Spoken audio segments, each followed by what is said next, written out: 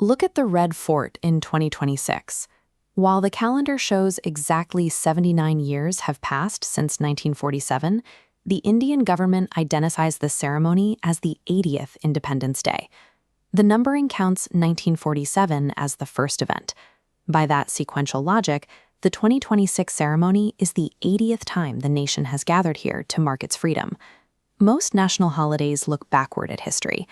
However, the 2026 event is fixed firmly on a specific future deadline, the centenary of independence in 2047. This timeline illustrates the Viksit Bharat goal. To reach the threshold of a developed nation by 2047, the economy must maintain a steep growth trajectory starting from this midway pivot point. The government is using the 2026 celebration to demonstrate that the 2047 roadmap is moving from a policy document into a functioning reality. Listen closely to the traditional 21-gun salute.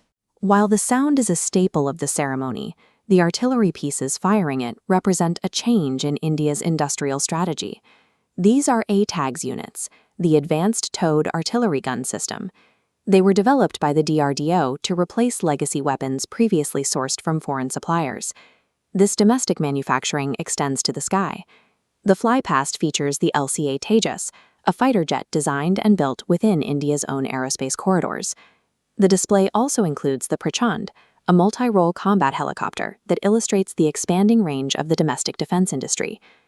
Deploying these indigenous systems for a major national event suggests that the Atmanirbhar policy has evolved into a reliable domestic production cycle.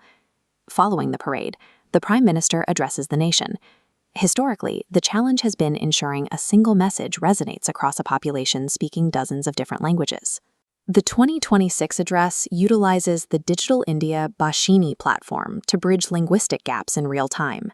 The central audio of the speech branches into 22 data streams, using AI to translate the address into different languages simultaneously. This software relies on physical infrastructure, drawing processing power from the India Semiconductor Mission and 6G network trials. Digital and linguistic inclusion is a prerequisite for broad economic growth. This technology ensures that policy updates reach every state and language group at the same time. Outside of the capital, the celebrations continue at the local level, where new infrastructure is changing how individual communities observe the day. This image of a rural solar installation reflects the growth of solar-powered villages, which bring the green transition to residential areas far from urban hubs. These local panels are supported by larger national initiatives, such as the National Green Hydrogen Mission and Mission Life, which prioritize sustainable development over the next 2 decades. The transition also relies on human capital, from Gen Z innovators and the Young Leaders Dialogue to grassroots workers like these ASHA staff who implement national health policies locally. In 2026, August 15th coincides with Nowruz, the Parsi New Year, blending the national roadmap with the heritage of one of India's diverse cultural communities. Achieving the 2047 targets requires more than industrial output. It depends on this decentralized engine of sustainable energy and social diversity.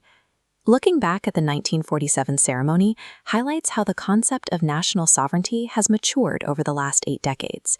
In 1947, the priority was territorial and political independence, the basic right to self-governance after nearly 2 centuries of colonial rule. The 2026 displays of domestic military hardware, AI translation, and green energy projects signal a shift toward greater technological and resource self-reliance. The 80th Independence Day acts as a milestone for the Viksit Bharat vision.